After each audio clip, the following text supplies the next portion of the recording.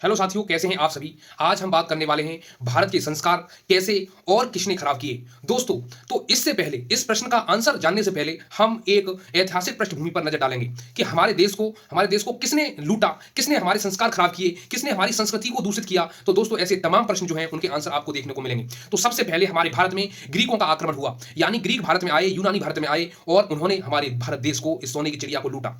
सोने की चिड़िया को लूटने के बाद में फिर जो है शक आए, शकों ने इस देश को लूटा, हूर ने इस देश को लूटा, कुषाण ने इस देश को लूटा, तातार ने इसको देश को लूटा, तुर्कों ने इस देश को लूटा, मंगोलों ने लूटा, गजनबी ने लूटा, गौरी ने लूटा, तैमूर ने लूटा, बाबर ने लूटा, मुगलों ने लूटा, उसके बाद में पुर्तगालियों ने लूटा, उसके बाद में डच ने लूटा, फ्रांसीसियों ने लूटा, डेनिशों ने लूटा, उसके बाद में जो है अंग्रेजों ने लूटा। और अब दोस्तों, इस प्रकार से हमारा देश लूटने के बाद जब जितना भी बचा उसके बाद हमारे आज के जो काले अंग्रेज हैं, जो जिनको आप लूटखोर नेता कहते हैं, वो हमारे भारत को लूट रहे हैं। तो दोस्तों, इस प्रक्रिया के दौरान, इस ऐतिहासिक जो पृष्ठभूमि मैंने आपको बताई, इसमें आपको पता चल रहा होगा कि हमारे देश पर कितने कितने आक्रमण हुए और ये मंदिरों जो है 11 लाख मंदिरों वाला देश जो है, आज आप कितने जो सारे देश 11,000 मंदिर, करीब करीब 11,000 मंदिर, 11 से 13,000 मंदिर जो थे भारत में सोने के मंदिर कहे जाते थे। आज की डेट में अगर मैं आपसे पूछूं कि आप 10 सोने के मंदिरों के नाम बताइए, तो मुझे लगता है कि आप सबसे पहले अमृतसर का स्वर्ण मंदिर बताएंगे। लेकिन ऐसे इस हमारे देश में कम से कम 11 से 13,000 मंदिर थे। तो दोस्तों, आज भी आपने देखा होगा कि आपने तिरुपति बालाजी के नाम से एक मंदिर जानते होंगे, उसमें कितना सोना चढ़ाया जाता है, उसमें कितना चढ़ावा आता है। ऐसे तमाम मंदिर थे जिनमें जो हमारे श्रद्धालु थे वो भर भर कर चढ़ावा देते थे। लेकिन ये देश संस्कृति प्रधान देश था, संस्कार प्रधान देश था। लेकिन इसको जो है बाहरी आक्रांताओं ने हमारे देश को लूटा और इस यहाँ से लूट कर इस सोने की चिड़िया को और इसको खाक की चिड़िया बनाकर वो चले गए। उसके बाद में जो खाक बची, जो भी बचा, और उसको जो है आज काले अंग्रेज लूट रहे हैं।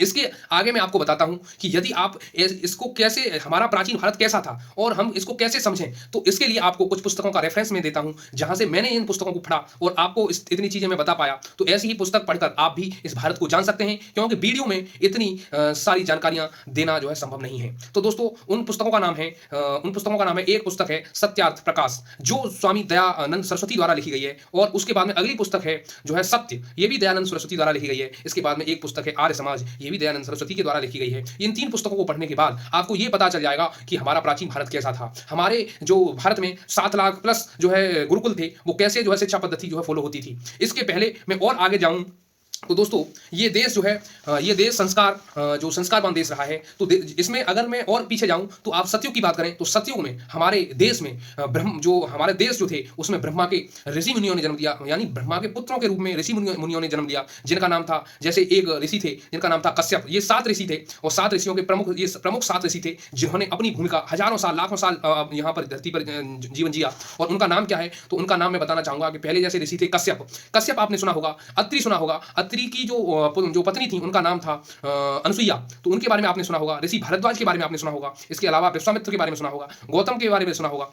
उसके अलावा आपने जो जमदग्नि जो थे उनके बारे में सुना होगा, जो परशुराम के गुरु थे। इसके अलावा आपने वशिष्ठ के बारे में सुना होगा, वशिष्ठ जो हैं ये राम के कुल गुरु थे। तो ऐसे तमाम गुरु जो है, ऐसे मतलब बहुत ही ज्यादा गुरु जो है हमारे देश में रहे। इसके अलावा अगर मैं त्रेता की बात करूं तो त्रेता में भी आपने देखा होगा कि जो है ये सभी ऋषि जो है त्रेता में भी थे, जैसे अगस्त ऋषि थे, कुंभज ऋषि थे, पुलस्त ऋषि थे। तो ऐसे ऋषियों का ये प्रधान देश रहा। इसके अलावा द्वापुर की बात करें तो उज्जैनी देखी होगी आपने, उज्जैनी संदीपनी जो ऋषि थे, संदीपनी के यहाँ भगवान कृष्ण ने अध्यापन किया। इसके अलावा आपने देखा होगा कि कलयुग की बात करते हैं, कलयुग में भी भारत में जो है आपने देखा होगा तक्षशिला जैसी यूनिवर्सिटी रही, नालंदा जैसी यूनिवर्सिटी रही, इसके बाद में विक्रमशिला जैसी यूनिवर्सिटी रही। ऐसे विश्वविद्यालयों का जो है देश रहा, जहां पर चीनी जो है जो यात्री थे वो भी यहाँ पर जो है शिक्षा लेने के लिए भारत में आए और उन्होंने काफी दिन तक जो है शिक्षा ली। आप चीनी के जो फायन वगैरह हैं उनको आप पढ़ सकते हैं, सिंह वगैरह, वो अपनी पुस्तकों में जो है भारत के विश्वविद्यालयों का वर्णन कर रहे हैं, तक्षशिला का वर्णन करते हैं, नालंदा का वर्णन करते हैं, विक्रमशिला का वर्णन करते हैं। कुछ आदाताई आए यहाँ पर, उन्होंने इनको जो है हमारी किताबें, हमारे संस्कार को दूषित करने के लिए हमारी किताबें जला दी,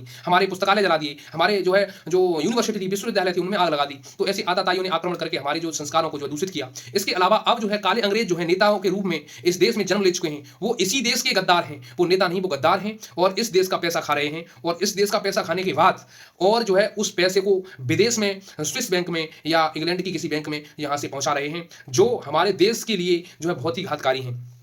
अब इसके बाद में वो जो है दूसरा काम क्या करते हैं, पहली बात तो यही है कि जब वो सत्ता में पहुंच जाते हैं तो घोटाले करते हैं और घोटाले करने के बाद में उस पैसे को जो है विदेश में भेज देते हैं। इसके अलावा तो इससे क्या होता है, इससे हमारे देश की इकोनॉमी कमजोर होती है, यानी हमारा देश जो है बहुत ही ज़्यादा शक्तिशाली न बनकर हमारा देश की जो तरक्की है, जो हमारे देश की स्थिति है वो कमजोर होती है। और वो पैसा किसका है, वो पैसा जनता का पैसा है, वो हम गरीबों का पैसा है। और उस पैसे को ये लोग जो है कहाँ पहुँचा देते हैं, ये जो है वहाँ स्विस बैंक में यहाँ से पहुँचा देते हैं जो स्विट्जरलैंड में है।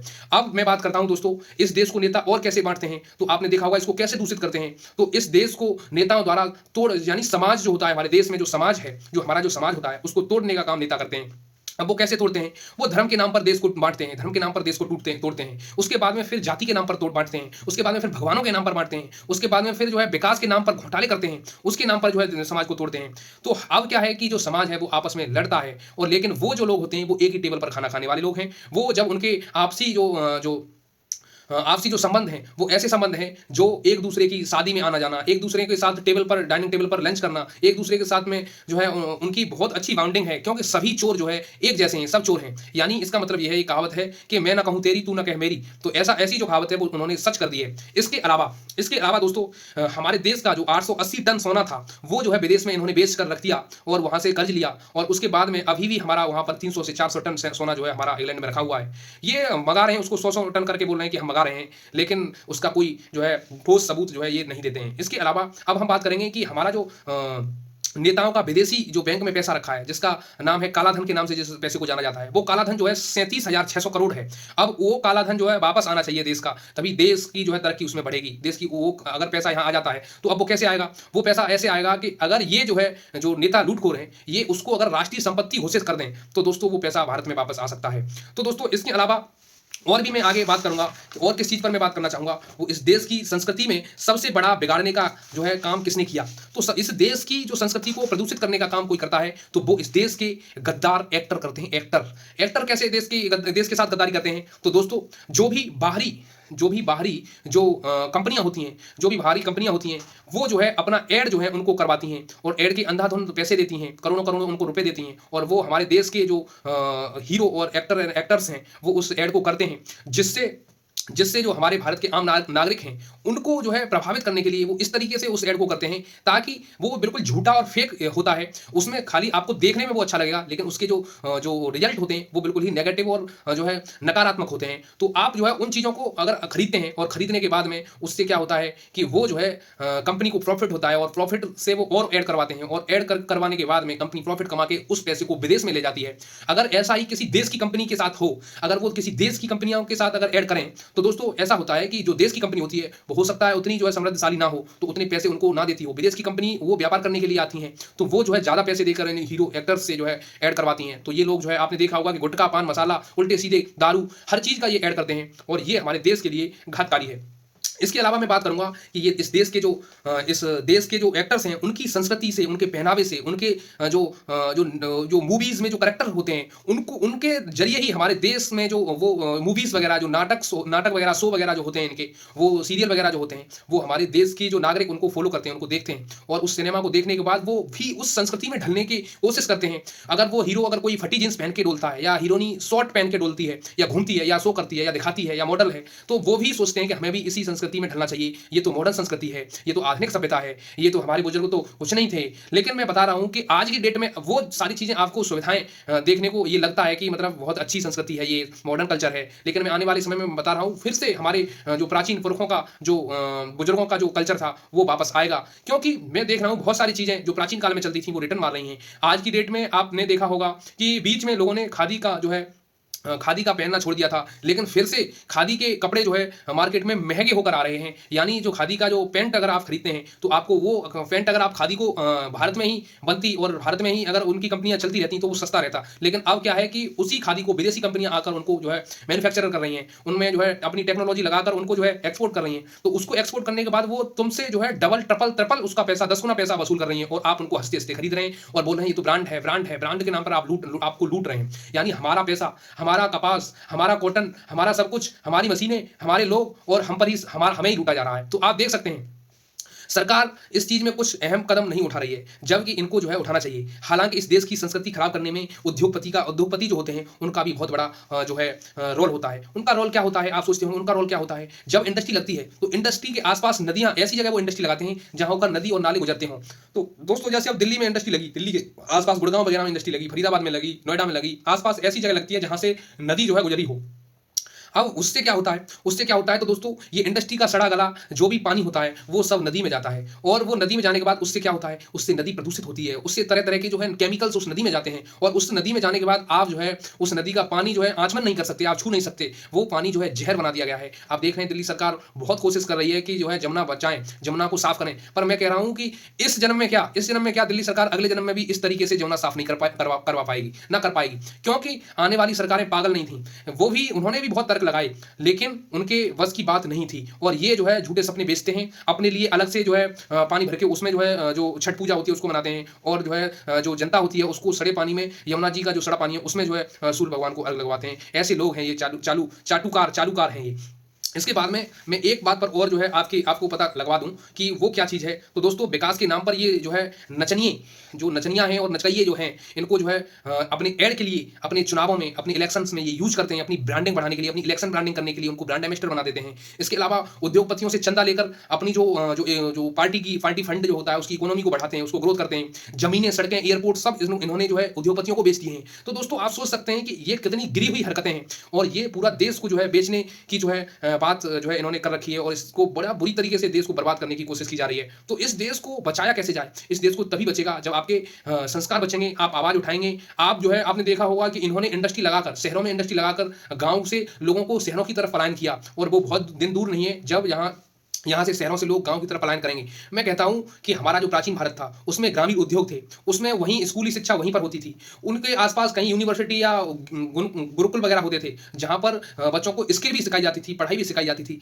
लेकिन जो है इन्होंने बिल्कुल बिजनेस मॉडल बनाकर रख दिया है, शिक्षा को व्यापार बना दिया है। तो दोस्तों ये जो है बड़ी बुरी तरीके से इस देश को बर्बाद कर रहे हैं। तो आप देख सकते हैं, अब आपको जो है अगर इसमें अगर दिलचस्पी है, अगर आप इस वीडियो को शेयर कर सकते हैं तो ज़्यादा से ज़्यादा शेयर करें, वरना जो है होगा क्या, ये वीडियो भी इस YouTube पर ऐसे ही किसी कोने में पड़ी रहेगी। लेकिन अगर आप चाहते हैं कि देश की तरक्की हो, देश की संस्कृति का विकास हो, देश जो है आगे बढ़े, देश शक्तिशाली बने, देश के युवाओं को जॉब मिले, देश का जो बच्चा है वो शिक्षित हो, तो दोस्तों बेरोजगारी खत्म हो, देश की कृषि अच्छी हो, तो दोस्तों आपको इस वीडियो को ज़्यादा से ज़्यादा शेयर करना होगा, क्योंकि हमारा लक्ष्य है, हमारा एम है, हम क्या करना चाहते हैं वो हम आपको अपने जो है हमारे यूट्यूब पर जाएं, एक वीडियो हमने इसी के लिए बनाई है, और हमें फॉलो करें, फेसबुक पर जाएं, इंस्टा पर जाएं, वहां पर हमें फॉलो करें, वहां सारी चीज़ें हम शेयर करते हैं, और हम बताते रहते हैं कि हम इस भारत को कैसा बनाना चाहते हैं। हम इस भारत की हर समस्या से जो है उसका समाधान करवाएंगे। हमें आपका ना वोट चाहिए, ना आपका नोट चाहिए, हमें सिर्फ आपका सपोर्ट चाहिए। आप ज़्यादा से ज़्यादा इस वीडियो को आगे बढ़ाएं, यही आपका जो है